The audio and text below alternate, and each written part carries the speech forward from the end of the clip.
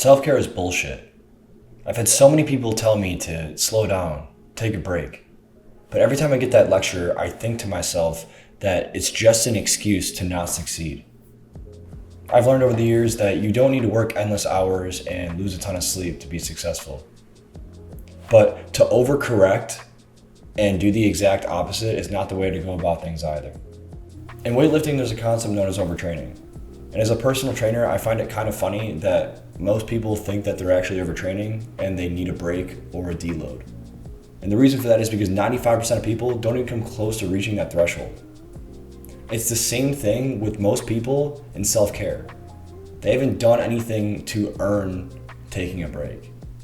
People will sit at a desk all day, come home from work, and tell themselves that they deserve a break. And then they'll sit in front of Netflix for the third night this week. Most of the people telling you to take a break have never pushed themselves to see what they're capable of in the first place. Most people are not in the gym. They're not working on their craft. They're not pursuing their purpose. I'm not even saying you have to be doing all these things. And I'm not trying to put myself on a pedestal. But be cautious of who you're listening to. At the end of the day, actions speak louder than words. So if the person telling you to take a break isn't applying themselves, then you should probably reconsider taking advice from them.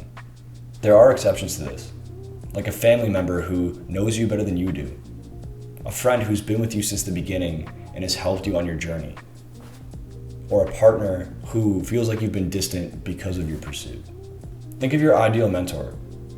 If they were telling you that you were doing good and you need to stay the course, but a friend or an acquaintance told you that you needed to slow down or that you're working too hard, which one of them would you believe?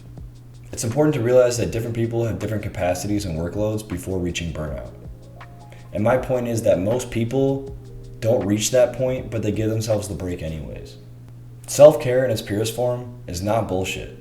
Eating and sleeping well, maintaining good, healthy relationships, and having a clean, comfortable environment are all great things.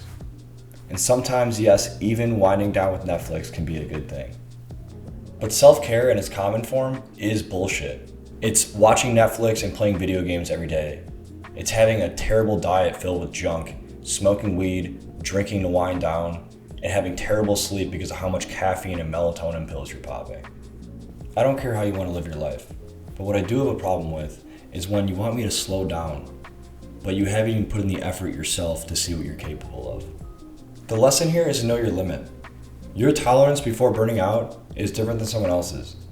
And if someone is trying to get you to take a break or to slow down, make sure that their actions match their words. If they're applying themselves in their own life, then there's some credibility behind what they're saying. But if they're not doing that, then you might want to reconsider heeding their advice. Don't be mean about it. Don't put anyone down. Don't act like you're better than someone else. Just know yourself, stay the course, and keep pursuing your purpose. You got this.